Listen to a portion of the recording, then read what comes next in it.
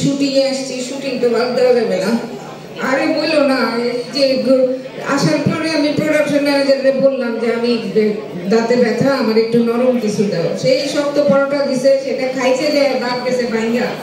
আমার ব্যথা করতেছে, কেমনে যে শুটিং করবো, তার মধ্যে মানে আবার মানে মডার্ন মায়ের পাঠ দিছে, এসেছি গিয়েছি বলতে হবে, দাঁত নিয়ে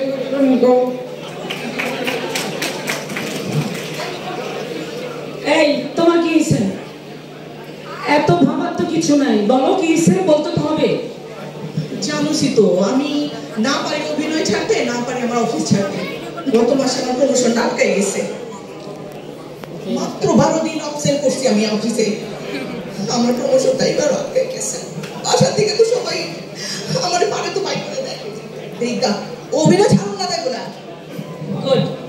আরে বাবা রে বাবা, না সাবান আমাকে কাটতেছে না, বলো। কানবো না তো কি করবো, এই শুটিং করে তো কিছুই করতে পারি না। সবার ছেলেটা বাইরে থাকে, ফোন করে কিন্তু আর ফোনটা ধরতেও পারি না। মেয়ে